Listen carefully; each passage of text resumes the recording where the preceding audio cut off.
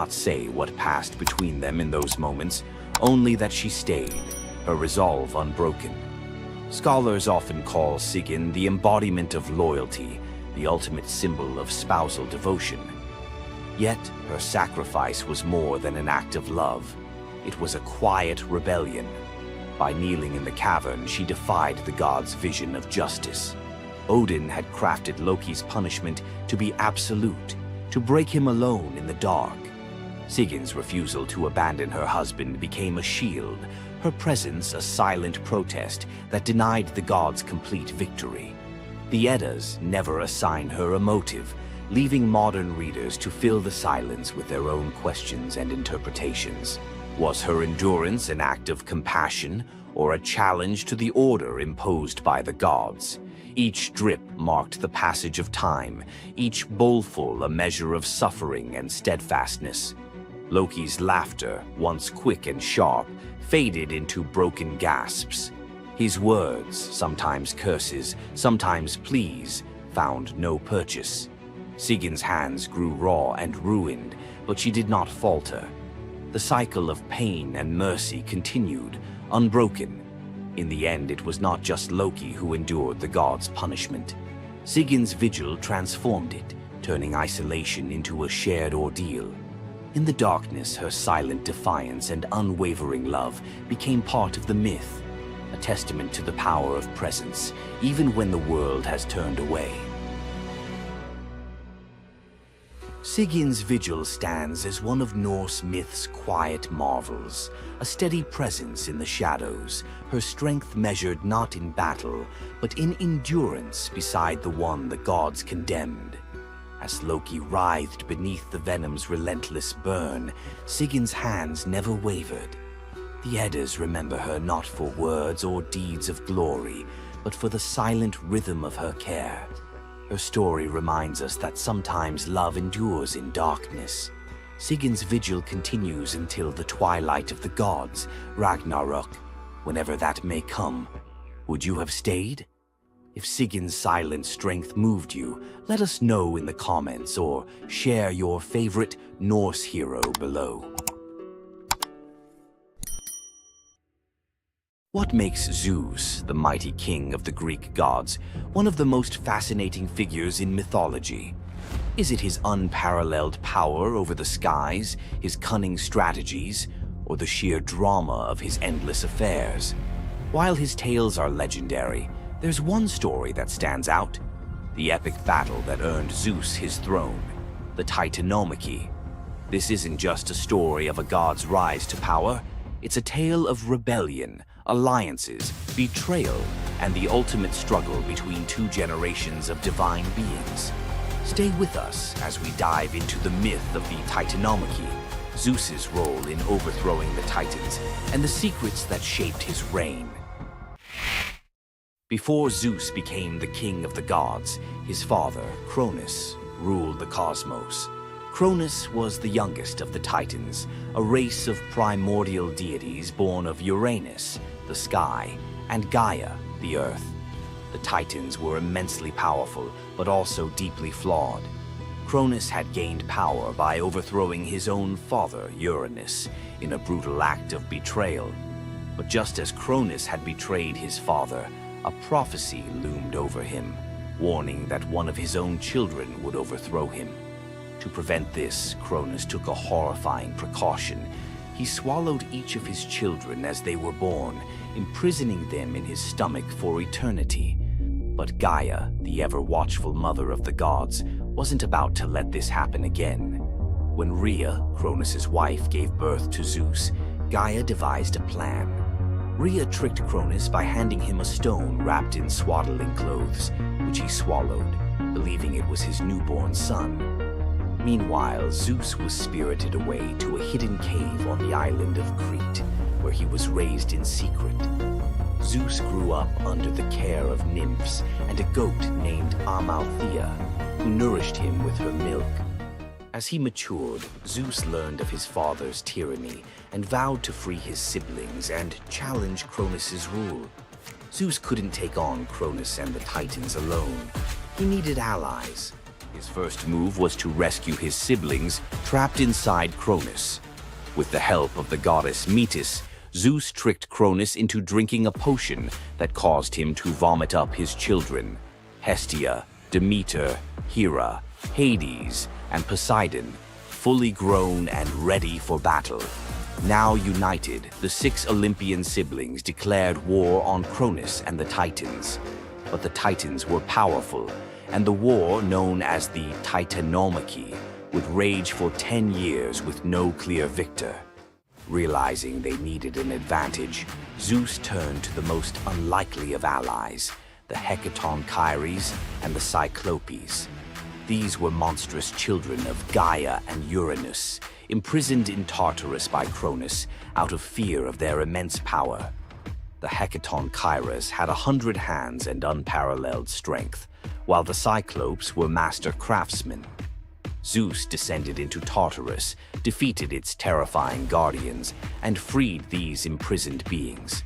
In gratitude, the Cyclopes forged weapons for Zeus and his brothers. Zeus received the thunderbolt, Poseidon the trident, and Hades a helmet of invisibility. With these tools and the raw power of the Hecatonchires, the Olympians finally had the upper hand. The final clash of the Titanomachy was a cosmic spectacle. The Titans, led by Cronus, unleashed their full fury, shaking the very foundations of the universe. Mountains crumbled, seas boiled, and the skies erupted in chaos. But Zeus and his allies were relentless. Zeus hurled his thunderbolts with unerring precision, scorching the battlefield and scattering the Titans' ranks. Poseidon unleashed massive earthquakes, and Hades used his helmet of invisibility to sow confusion among their enemies. The Hecatonchires proved invaluable, hurling massive boulders with their 100 hands, overwhelming the Titans. One by one, the Titans fell, their immense power no match for the combined might of the Olympians and their allies. Cronus was the last to fall. Zeus struck him down with a thunderbolt so powerful that it split the skies. With Cronus's defeat, the Titanomachy was over. With the Titans defeated, Zeus and his siblings faced a choice: what to do with their vanquished foes. In a move both strategic and ruthless, Zeus imprisoned the Titans in Tartarus, deep within the underworld, where they would remain for eternity under the watchful eye of the Hecatonchires. Zeus then divided the cosmos with his brothers. He claimed the skies as his domain, Poseidon took the seas, and Hades ruled the underworld. Together, they established the rule of the Olympians, with Zeus as their undisputed king. But the Titanomachy left scars. Gaia, enraged by the imprisonment of her Titan children, gave birth to new monstrous beings to challenge Zeus's reign. Among them was Typhon, a creature so fearsome that even the gods trembled before him. Typhon's battle with Zeus is another story for another day, but it serves as a reminder that power in the ancient world was never secure. Zeus's rise to power marked the beginning of a new era, but his reign was anything but peaceful. While he was the king of the gods, his rule was marked by constant challenges, from rebellious mortals to jealous deities and his own unquenchable desire for love and control. Zeus was both a protector and a tyrant, a figure who inspired awe and fear. His thunderbolts were a symbol of justice, but they were also a tool of destruction. He fathered countless children, both mortal and divine, and his many affairs often sparked conflict among the gods. Yet, despite his flaws, Zeus's rule brought stability to a chaotic world. Under his reign, the gods established order, overseeing the realms of humans and maintaining the delicate balance between earth, sea, and sky. The myth of Zeus and the Titanomachy isn't just a tale of war. It's a story about the cycles of power and rebellion. Just as Zeus overthrew Cronus, who had overthrown Uranus, Greek myths suggest that even the mightiest rulers are vulnerable to the forces of change. Zeus's story reminds us that leadership comes with its own set of challenges. It's not just about gaining power, It's about maintaining it, often at great cost. Zeus's rise to power is one of the most thrilling tales in mythology, filled with battles, alliances, and sacrifices. But what do you think? Was Zeus a just ruler, or was he simply another tyrant destined to fall like the Titans before him? Let us know your thoughts in the comments below. Don't forget to like this video if you enjoyed this dive into Greek mythology, share it with fellow myth lovers, and subscribe to our channel for more epic tales from the ancient world. Until next time, remember, the gods may rule from above, but their stories remind us of the struggles we all face below. Ever wondered what it would be like to walk through the ancient world and encounter mythical creatures from Greek mythology? Get ready to meet the beasts that shaped legends. In Greek mythology, creatures were more than just beasts. They were symbols of the forces of nature, God's will, and humanity's struggle with the unknown. From the terrifying Minotaur lurking in the labyrinth to the mesmerizing sirens luring sailors to their doom, these creatures were as captivating as they were dangerous. The mighty Hydra, with its multiple heads that regrew each time they were cut off, was a symbol of unstoppable power. The Cerberus, the three-headed dog guarding the gates of the underworld, represented the barrier between life and death. But not all mythical creatures were monsters. The graceful Pegasus, a winged horse born from the blood of Medusa, symbolizes freedom and the pursuit of the heavens. These creatures still live on in our stories, haunting the shadows of ancient Greece and whispering through the winds of time. Which Greek mythological creature fascinates you the most?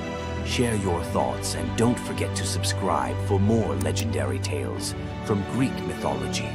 Imagine being one of the greatest hunters in the world, known for your unmatched speed and skill. But despite all your abilities, your destiny is determined by a simple golden apple. Let me tell you the tragic tale of Atalanta, the huntress who couldn't escape her fate. Atalanta was abandoned at birth by her father, Zeus, who didn't want a daughter. Left to die in the wilderness, she was raised by a she-bear, learning to hunt and survive. As she grew, Atalanta became a legendary warrior, her skills in hunting unmatched. But no matter how great she became, she could never escape one thing: her prophecy. A prophecy foretold that Atalanta would only marry a man who could outrun her in a race. As the years went by, many suitors came, eager to win her hand. But Atalanta, fiercely independent, defeated them all. Her speed was unbeatable, and no man could match her skill. Then came Medea, a brave hero who had heard of Atalanta's strength and beauty. Unlike the others, he didn't boast about his abilities. Instead, he came prepared with a plan.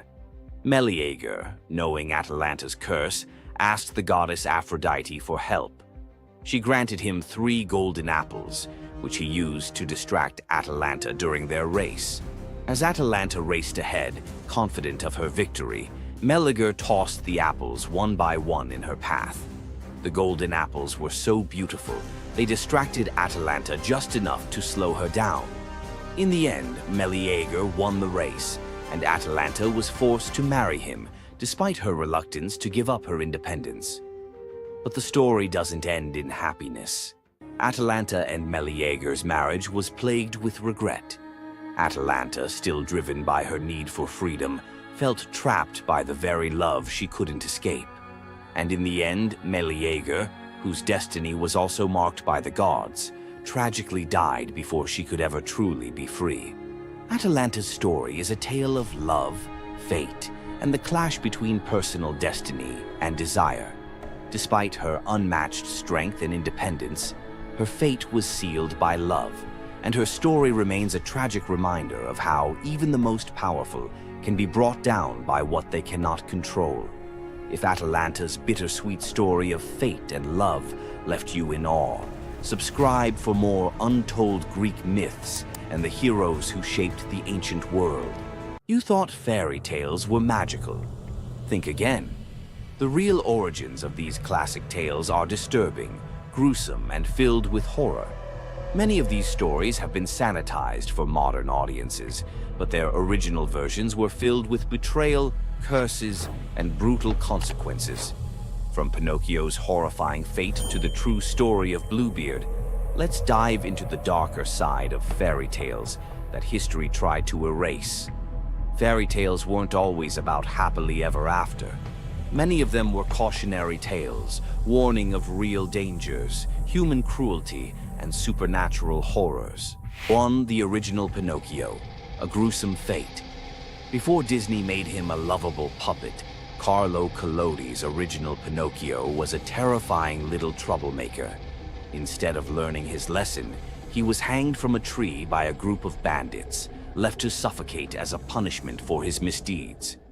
2. Bluebeard, the serial killer's tale. Bluebeard was not a misunderstood nobleman. He was a full-blown serial killer. In Charles Perrault's version, Bluebeard marries multiple women and forbids them from entering one locked room. When his latest wife disobeys, she discovers the corpses of his past wives hanging from hooks. He nearly kills her too, but she's saved at the last second by her brothers. Some believe this gruesome tale was inspired by real-life figures like Gilles de Rais, a nobleman convicted of horrific crimes. 3. The Pied Piper, a tale of mass disappearance. The Pied Piper of Hamelin was not just about a man who played music to lead away rats. He also took the children. In some versions, the town refuses to pay him for his services, so he takes revenge by luring all of their children into a cave, where they are never seen again. Historians believe this could be based on a real event, where an entire group of children from Hamelin mysteriously vanished in the Middle Ages. 4. Rumpelstiltskin, a vengeful trickster. In the original versions of Rumpelstiltskin, when the young queen guesses his name, he doesn't just leave. He flies into a rage so intense that he tears himself in half. In some versions, he stomps on the ground in fury, falling into a pit and disappearing forever. His obsession with taking the queen's child has led some to believe he wasn't just a trickster, but something far darker. 5. The Robber Bridegroom, a wedding night nightmare. This lesser-known grim tale tells the story of a young woman forced to marry a wealthy man. Suspicious of her husband-to-be, she follows him to his home, only to discover that he and his band of robbers murder and eat women. She watches in horror as they butcher a young girl, cutting her into pieces. Luckily, she escapes and exposes them, leading to their execution. 6. The Juniper Tree, a tale of cannibalism and revenge. One of the most horrifying grim fairy tales, The Juniper Tree tells of a stepmother who decapitates her stepson, cooks his body, and feeds it to his unsuspecting father. The boy's sister buries his bones under a juniper tree, and from the tree the boy returns as a vengeful spirit, transforming into a bird and dropping a millstone on his stepmother, crushing her to death. 7. The Girl Without Hands, a story of betrayal and survival. In this disturbing fairy tale, a poor man accidentally sells his daughter to the devil in exchange for wealth. When she resists the devil's temptations, her own father chops off her hands to fulfill the bargain. Eventually, she escapes, gains magical silver hands, and finds a happier fate, but not before enduring unimaginable suffering. Why were these stories so disturbing? Fairy tales weren't just for children. They were warnings, morality lessons, and sometimes outright horror stories meant to instill fear and obedience. Over time, many of them were altered, softened, or rewritten to make them more acceptable. Which of these dark fairy tales shocked you the most? Want to uncover more forgotten stories and chilling legends? Subscribe now and dive into the forgotten history. Imagine having a wish so powerful that everything you touch turns to gold. Sounds like a dream, right? But for King Midas, this dream turned into a nightmare. Let's dive into his tragic story. Once upon a time, King Midas ruled over a prosperous kingdom known for his wealth and opulence. But Midas wasn't just content with riches. He wanted more. He wished for the ability to turn anything he touched into gold. One day, the god Dionysus appeared before him and, impressed by Midas's devotion, granted him the wish. At first, Midas was overjoyed.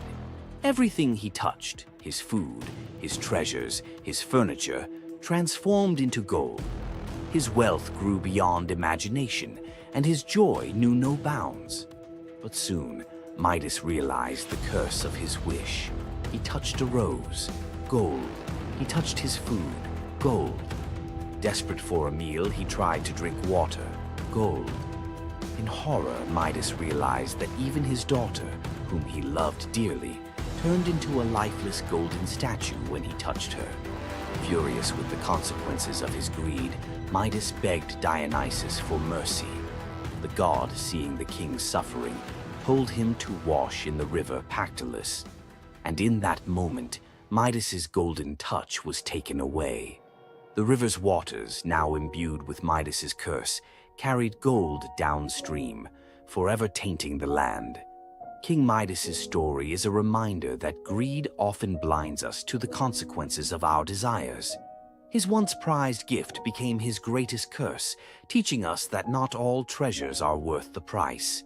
If King Midas's tale of power and greed left you thinking, make sure to subscribe for more epic Greek myths and their timeless lessons. Stay tuned for more stories of fate, love, and the god's wrath.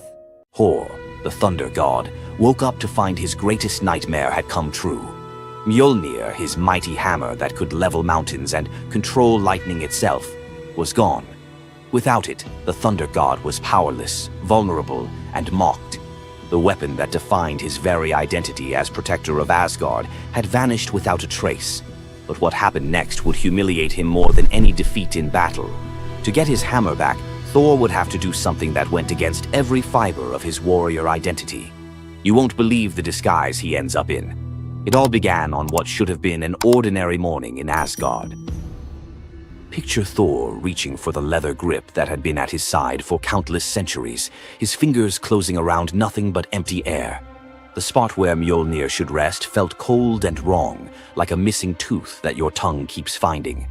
Thor's morning routine, as predictable as sunrise over Asgard's golden halls, shattered in that single moment of realization. The hammer forged by dwarven masters, the weapon that could summon lightning and level mountains, had vanished without so much as a whisper of sound. The initial shock hit Thor like a physical blow. His hand remained suspended in space, still reaching for what wasn't there. Then panic crept in, cold and relentless. He let out a blood-curdling roar of sheer rage, the whole palace trembling. Without Mjolnir, he was powerless, vulnerable, and mocked, stripped of the weapon that made him Asgard's primary defender. The enemies that prowled the borders of the Nine Realms knew about his mighty hammer. They counted on Thor's strength to keep them at bay. Now that strength was gone. Word spread through Asgard's halls faster than wildfire. The other gods gathered in emergency council, their faces grave as they grasped the full scope of the crisis. Odin's ravens had brought no news. The watchmen at the gates had seen nothing. Mjolnir had simply disappeared, as if it had never existed at all. The assembled gods understood what Thor's loss meant for their realm. Asgard stood vulnerable, its greatest protector reduced to a shadow of his former self. Loki stepped forward through the crowd of worried gods, his familiar, cunning smile playing at the corners of his mouth. He offered to investigate the theft using his shape-shifting abilities, volunteering to venture where other gods could not go undetected. The council accepted his proposal immediately, desperate for any lead in their search. Thor watched his brother prepare for the mission, knowing that Loki's success or failure would determine his own fate. Loki first borrowed Freya's magic feathered coat, allowing him to fly in falcon form to Jotunheim without raising alarms. Each dead end pushed Thor deeper into desperation. He imagined facing his enemies defenseless, their laughter echoing as they realized the thunder god carried no thunder. The trail finally led to the most dangerous territory of all, Jotunheim, the realm of the giants. Loki strode into the council chamber with the confident gait of someone who had solved a mystery, but his expression carried an ominous weight. The giant Thrym, lord of the frost giants, had openly boasted about his theft from his massive throne of ice and stone. He had buried Mjolnir 8 leagues beneath the frozen earth of his realm, thrice deeper than any giant's hall, he claimed, placing it where even Thor's strength would be useless. Thrym had what he thought was a simple demand for the Norse gods. He wanted the beautiful goddess Freya as his bride in exchange for the hammer's return. The giant had fixated on her legendary beauty and grace, convinced that possessing both Mjolnir and the goddess of love would make him the most powerful being in all the 9 realms. His arrogance knew no bounds as he described his elaborate wedding plans to Loki, speaking of golden halls and feasts that would last for weeks. Thrym believed the gods had no choice but to accept his terms. When Loki spoke to the council about Thrym's demand, the council fell silent. Freya's reaction shattered the tense quiet that followed Loki's report, causing her rage to break the Brysinger necklace, its gems scattering across the floor in glittering fragments. She declared she would rather throw herself into the deepest ocean than marry the frost giant who dared make such a demand. The gods found themselves trapped in an impossible situation. They could sacrifice one of their most beloved goddesses to a giant's lust, or they could leave Thor permanently weakened and Asgard vulnerable to every enemy that prowled the borders. The council erupted in frantic debate. Some suggested launching a full assault on Jotunheim, but Thrym's fortress was impregnable and his army vast. Others proposed trickery or negotiation, but every path led to either devastating war or humiliating surrender. Heimdall, the far-seeing guardian who watched over the Rainbow Bridge, had remained silent throughout the heated discussions. When he finally spoke, his words stopped every conversation in the hall. His suggestion was so outrageous, so completely unthinkable, that even Loki's jaw dropped open in shock. The gods stared at Heimdall as if he had lost his mind, but they were out of other options. What he proposed, however, would challenge everything Thor stood for as a warrior. Heimdall's words hung in the air like a challenge to the very foundations of Norse honor. The far-seeing god had suggested that Thor disguise himself as a bride and infiltrate Thrym's wedding feast to recover Mjolnir. He spoke with calm authority, tie housewife's keys about his waist, and pin bridal jewels upon his breast. The idea was so fundamentally opposed to Norse concepts of masculine honor that Thor's initial response shook the very walls of Asgard. He declared the plan preposterous and swore he would never hear the end of it if word spread that the Thunder God had dressed as a woman. The assembled gods watched in tense silence as their mightiest protector wrestled with a challenge that could not be solved through brute force or lightning strikes. They had already considered launching a full assault on Jotunheim, but Thrym's fortress was impregnable and his army vast. No other choice remained. Thor paced the hall like a caged wolf, his massive fists clenched as he grappled with the impossible choice between his warrior's pride and his duty to protect Asgard. Every instinct in his body rebelled against the idea of abandoning his identity as a fearsome warrior to play the role of a delicate bride. Loki stepped forward with barely contained excitement, volunteering to accompany Thor as his maidservant. The trickster god's eagerness to participate in this elaborate deception revealed his true nature. While Thor struggled with the concept, Loki was already plotting the specifics of costumes, mannerisms, and the lies they would need to maintain throughout their dangerous mission. The transformation began with layers of bridal linen draped over Thor's massive frame. Servants brought forth delicate jewelry, housewife's keys that symbolized domestic authority, and a dainty hood for his head. Finally came the precious necklace of Brysinger. Each item added to the disguise felt like another blow to Thor's warrior identity. When he finally looked at his reflection, the god of thunder saw an unconvincing bride staring back at him. Thor finally accepted the plan because no alternative existed. The unlikely pair prepared to set off for enemy territory, where their deception would face its ultimate test among giants, eager to celebrate their lord's triumph. The great hall of Thrym's fortress buzzed with excitement as giants gathered to witness their lord's marriage to the most beautiful goddess in all the 9 realms. Thor sat at the high table in his bridal disguise, surrounded by massive frost giants who raised their drinking horns in celebration. The feast spread before them displayed the giants' wealth and power. Roasted oxen filled enormous platters, fresh salmon gleamed on silver dishes, and barrels of mead stood ready to fuel the night's festivities. Thor's legendary appetite struck like a thunderbolt. He polished off an ox and ate whole salmon in moments, tearing through the meat as if he hadn't eaten in weeks. 3 measures of mead vanished as quickly as if someone had poured them into a bottomless pit. The assembled giants watched in stunned silence as the delicate bride consumed more food than most warriors could handle. Thrym's eyes narrowed with growing suspicion. This goddess ate like a battle-hardened warrior, returning from a long campaign, not like the refined Freya he expected to marry. Loki stepped forward with the smooth confidence of a master storyteller. He spun a tale about Freya's 8-day fast in eager anticipation of reaching Jotunheim and marrying the mighty Thrym. The explanation painted a picture of a lovesick goddess, so excited about her wedding that she had refused all food during her journey. The giants nodded in understanding, their suspicions melting away as they accepted this romantic explanation. Thrym felt honored by such devotion and relaxed completely, his doubts vanishing. Beneath his bridal veil, Thor's rage simmered like molten metal ready to explode. Every moment at the feast brought new challenges as he struggled to maintain feminine mannerisms while surrounded by his enemies. His massive hands shook with barely controlled fury as he watched the giants celebrate what they believed was their victory over Asgard. The critical moment finally arrived. Thrym commanded his servants to bring Mjolnir forth, the very moment Thor had trained his eyes on since dawn.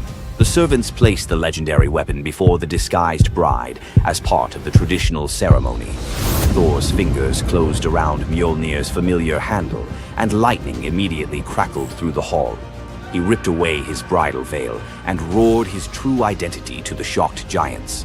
Thrym's eyes widened in terror as he realized the bride he had been celebrating was actually the god of thunder himself. Thor swung Mjolnir, killing Thrym instantly after crushing his skull with Mjolnir, then turned on the assembled giants, and even the pleading giantess met Mjolnir's crack before the hall fell silent. The theft that had begun with arrogance ended in complete destruction. This tale reveals how even the mightiest heroes must sometimes sacrifice their pride to protect what matters most. Back in Asgard, the Aesir never spoke of the bearded bride again, though a few still hide a smirk when Thor raises Mjolnir. And we end this story with a very valuable lesson. Never steal Thor's hammer. And if you're going to, don't make him dress like a woman.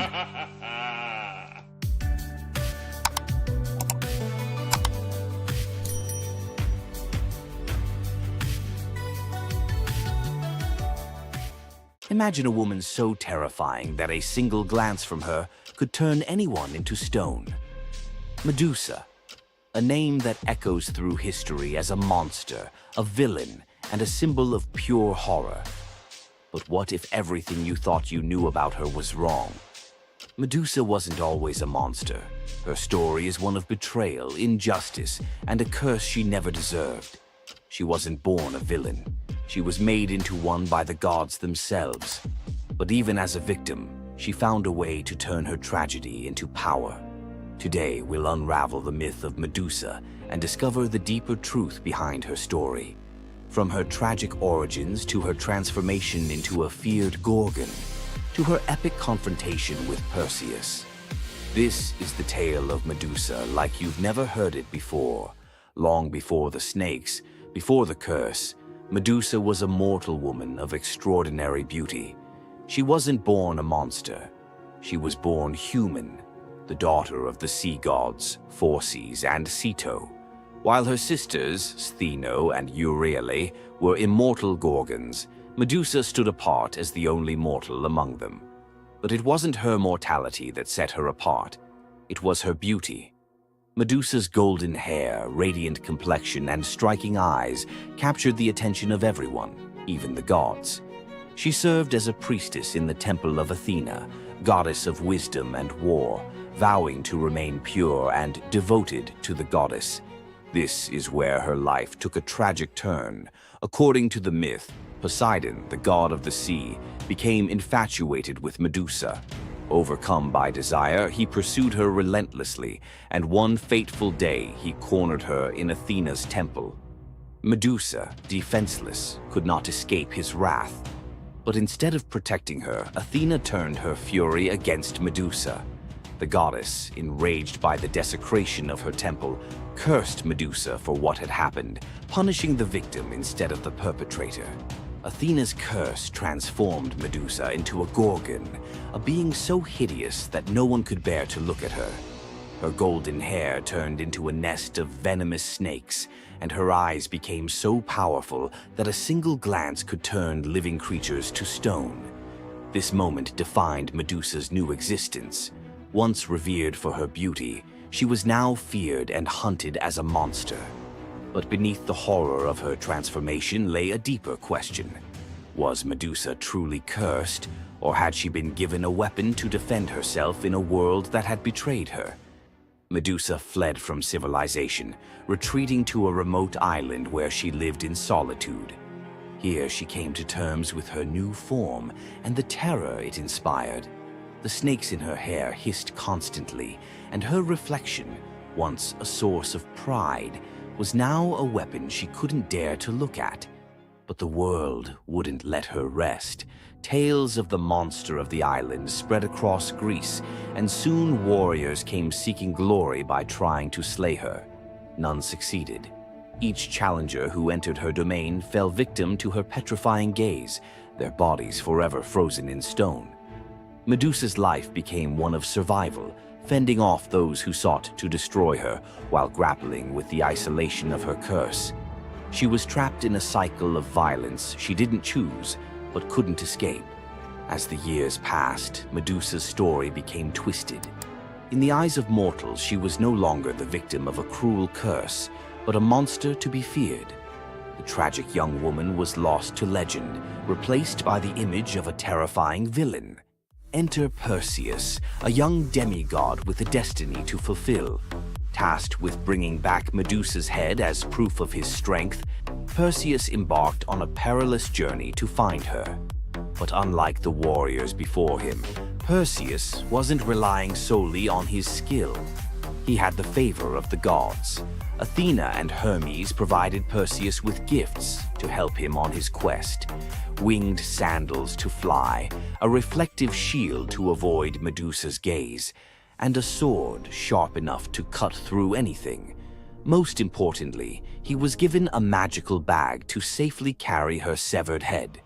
Perseus's journey to Medusa's lair was filled with danger, but none compared to the final challenge, facing the Gorgon herself. When Perseus arrived, Medusa was sleeping. For the first time in years, she looked peaceful, an almost human reminder of who she once was. But Perseus couldn't afford to hesitate. Using the reflective shield as a mirror, he avoided her petrifying gaze and struck with precision, severing her head in one swift motion. The blood that spilled from Medusa's neck gave birth to two incredible beings, Pegasus, the winged horse, and Chryser, a golden giant. Even in death, Medusa's body produced miracles, a testament to the power she had carried within her.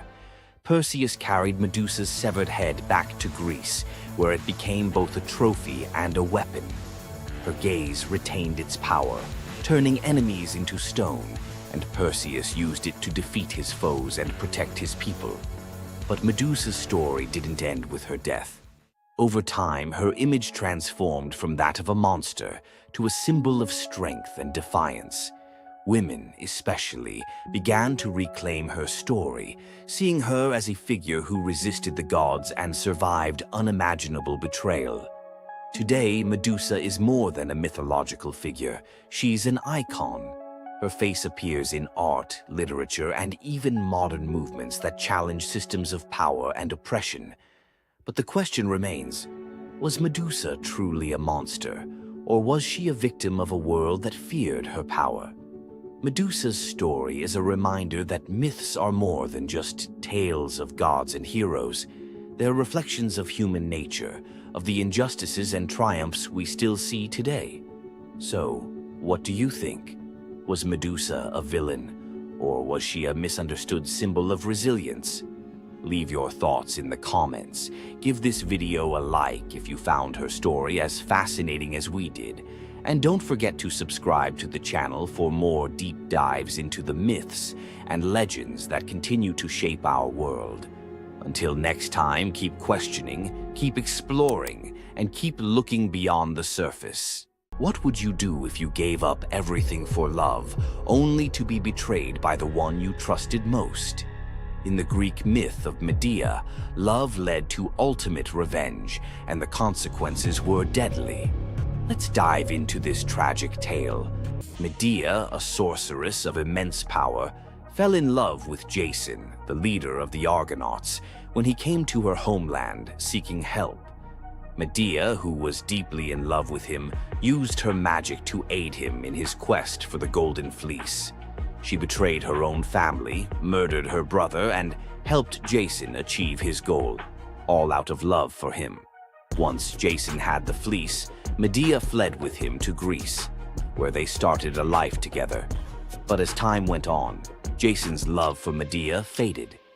He decided to marry Glauce, the daughter of Creon, the king of Corinth, in an effort to secure a more powerful position.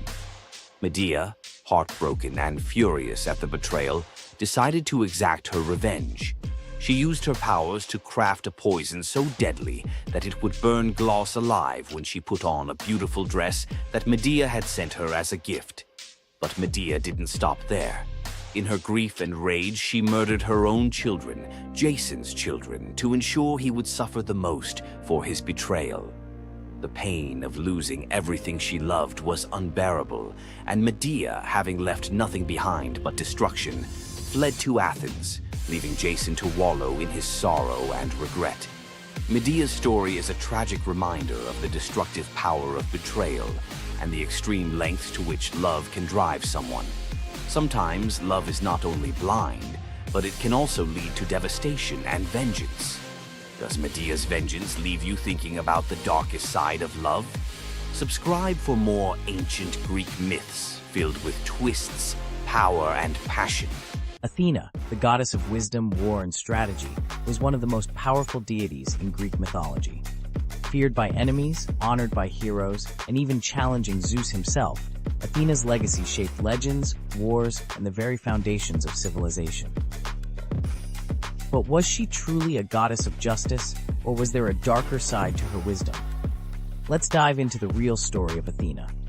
Athena wasn't born like other gods. She burst fully grown from Zeus's head, armed with a spear and shield, a goddess of war and wisdom from the very start. But her story is more than just divine power. It's one of strategy, conflict, and influence that shaped the Greek world. The protector of heroes, Athena wasn't just a warrior. She was a tactician, a guide, and the ultimate ally to heroes. She helped Odysseus outwit the gods, gave Perseus the shield to defeat Medusa, and was the unseen force behind many Greek victories. The battle for Athens, Athena and Poseidon competed for control of the greatest city in Greece.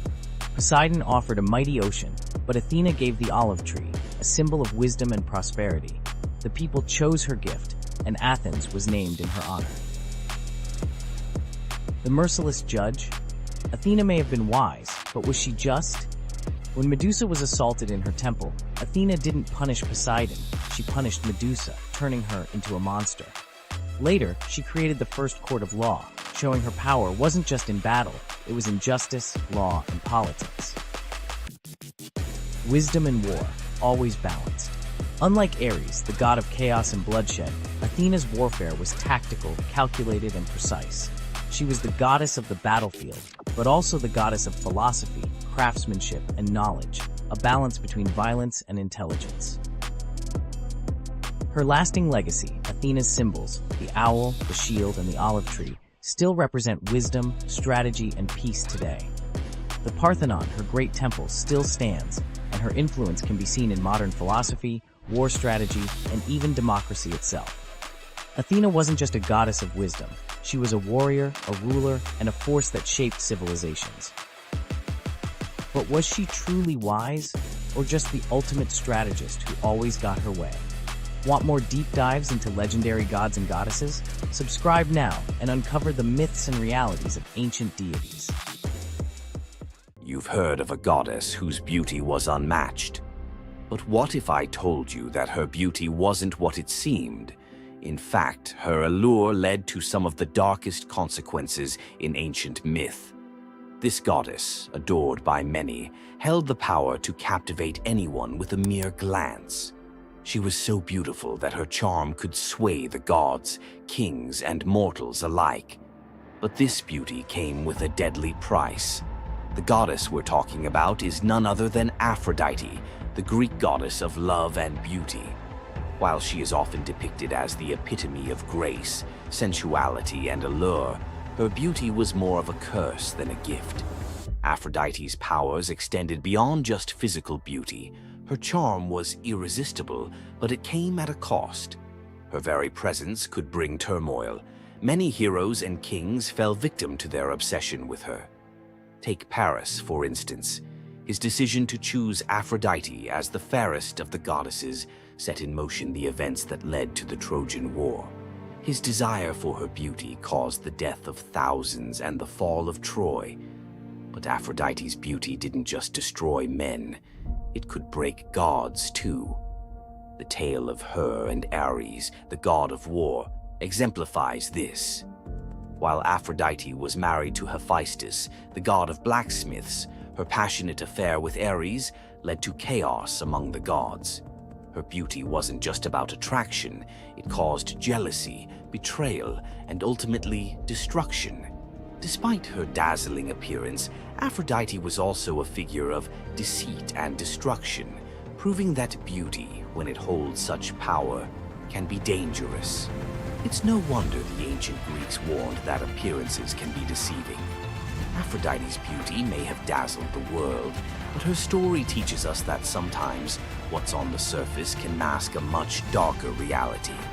So, was Aphrodite's beauty a blessing or a curse? The myths suggest that beauty, when wielded by the gods, is never what it seems. If you want to uncover more hidden truths about gods and goddesses from the ancient world, hit that subscribe button.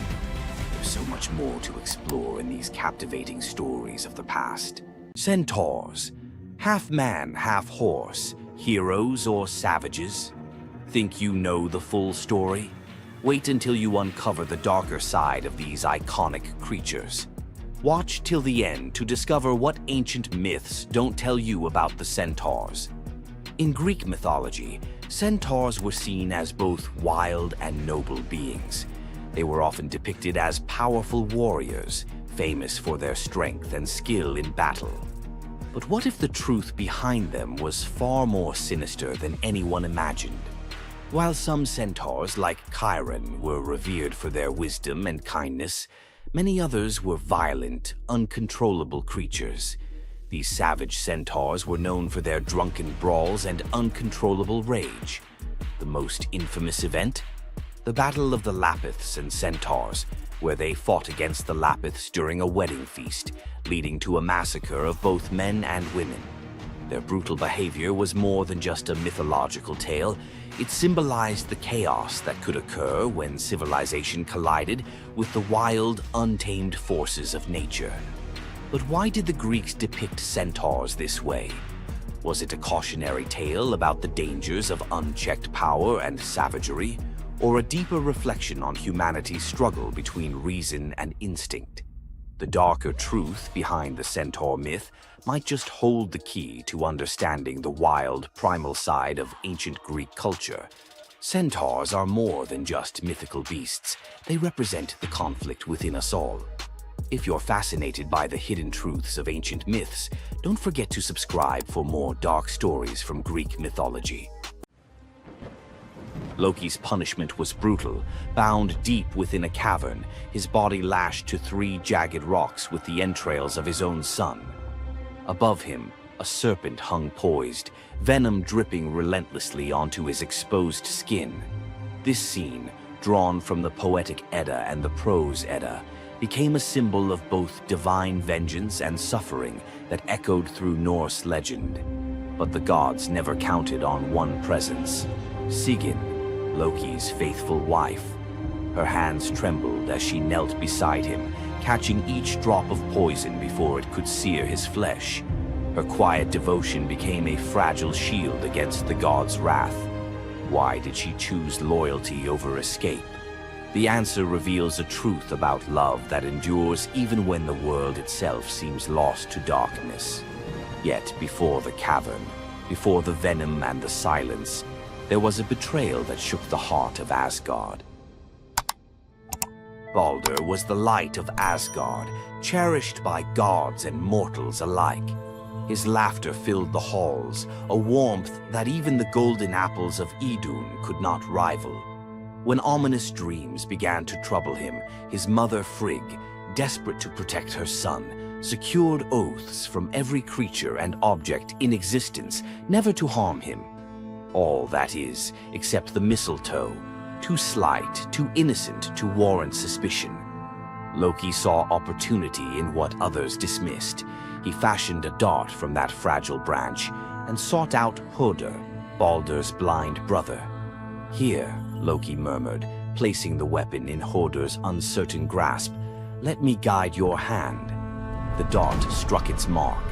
In an instant, Balder's light was snuffed out, his presence gone from the world. The gods stood in stunned silence, their joy shattered.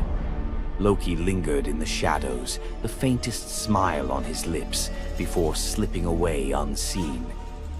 The prose Edda tells us the pyre burned for 9 nights. Balder's wife, Nanna, overcome with grief, cast herself onto the flames, her spirit entwined with his. The gods heaped treasures upon the funeral bier, Odin's ring Draupnir, Balder's own ship Hringhorni, to honor him, but no offering could fill the void left behind. The air grew heavy with suspicion. As the smoke twisted skyward, word spread of an old woman whispering to Hoder in the moments before the fatal blow. When Thor forced the truth from a trembling servant, silence fell like a shroud. Loki's name was not spoken, but its weight pressed upon every heart. The gods had tolerated his mischief, his clever lies, even the theft of Sif's hair. But this was different. The poetic Edda names him plainly: Loki, the guileful who brought it about, from which all misfortune came. Odin convened the gods to pass judgment. No mead flowed, no boasts rang out. The All-Father's single eye burned cold as he named Loki Oathbreaker and Kinslayer. Weapons gleamed in restless hands. Even gentle Friar's fingers tightened around his sword. Loki understood the god's fury. He fled Asgard, his mind racing with schemes. As told in the prose Edda, he built a lodge in the mountains, doors on every side, always watching for his pursuers. Still, he could not outrun their vengeance. Odin's gaze found him, even in hiding. When the gods arrived, Loki tried to slip away, transforming into a salmon to evade capture in the river's swift current. But Thor's grip proved stronger than fate. Dragged back through the gates he once helped raise, Loki passed faces twisted with anger and betrayal. The gods' judgment was swift. The path ahead led not to mercy, but to a place where pain and silence waited in the damp and the dark. They forced Loki into the heart of the earth, a cavern where the air pressed cold and heavy, and every sound echoed off stone walls, slick with damp. Water dripped steadily from above, each drop magnifying the hush that settled over the gods as they set to their grim task. The stench of venom lingered, sharp and persistent, mingling with the iron tang of old blood. Odin's single eye caught the flicker of Skadi's movement. A silent nod passed between them, sealing what would come next. 3 massive boulders, freshly gouged with holes, stood ready. The gods had not brought chains or rope. Instead, they made Loki's punishment a reflection of his own chaos.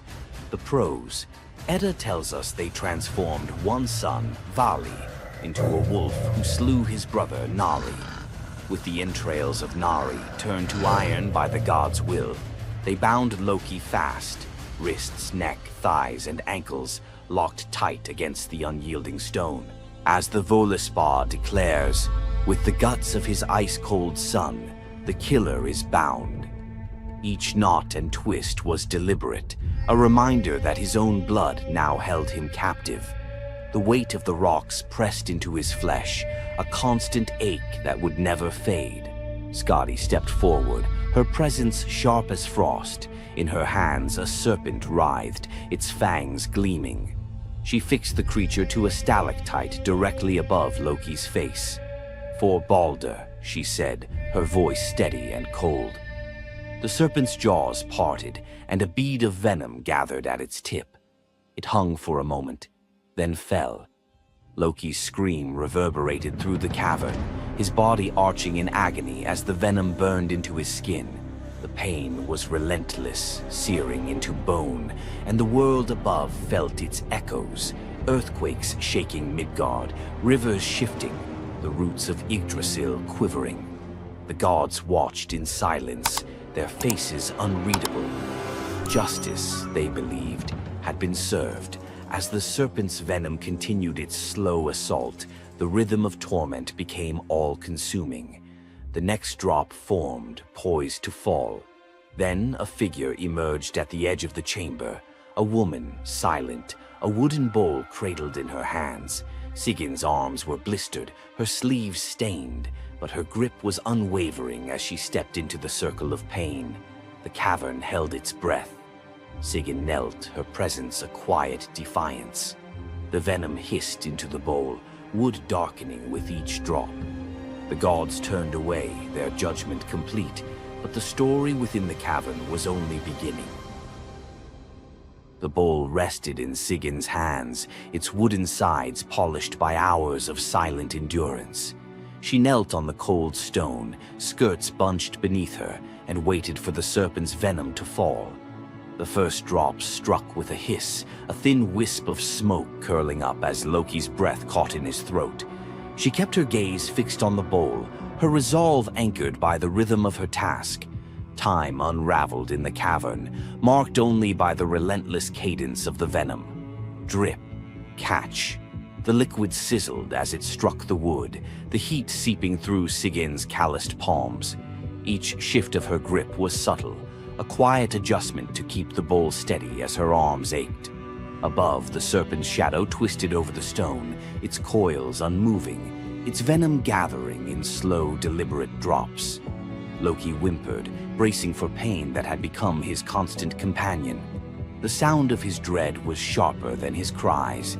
The air hung heavy with the stench of scorched flesh and the metallic sting of poison. The darkness pressed in, broken only by the faint glimmer of Sigyn's tears as they mixed with venom in the bowl, each drop a testament to her resolve. The silence between drops was punctuated by Loki's ragged breaths and the distant echo of water dripping from the cavern walls. Sigyn's world narrowed to the weight in her arms and the threat above. The bowl filled, the venom rising perilously close to the rim. Sigyn's muscles trembled, but she did not let her grip falter. When at last the bowl brimmed, she had no choice but to turn away.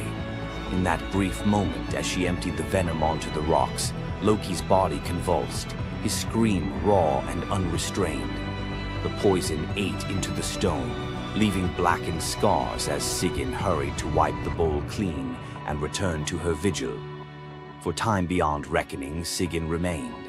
The myth offers no window into her thoughts, only the image of her kneeling, unwavering as Loki's mind splintered under the weight of his agony. Was she remembering laughter in sunlit halls, or simply unable to imagine leaving him alone in the dark? The venom's rhythm never changed. The bowl would fill. Loki would suffer. Sigyn would endure. In the hush that followed each scream, a question lingered, one that neither gods nor mortals could answer. Love in the dark was never simple. While the gods turned away, Sigyn remained, her presence reshaping the meaning of Loki's punishment. His betrayals had echoed through Asgard, yet her loyalty was a force the gods never expected. The Eddas offer no window into Sigyn's thoughts, recording only her actions. Blistered hands, a steady bowl, venom caught before it could sear flesh. This silence leaves space for us to wonder. Was it love that held her there, or a deeper sense of duty, something older and more enduring than the gods' own laws? Loki, once the master of deception, now depended on the mercy of the one he had so often left in the shadows. When the bowl overflowed and Sigyn turned away, each drip crept like fire through him, twisting his features in agony. His eyes, when they met hers, flickered with both gratitude and resentment. He needed her, but the venom's torment mingled need with bitterness. Still, Sigyn returned every time, catching the next drop before it could fall. The myths do not say what passed between them in those moments, only that she stayed, her resolve unbroken.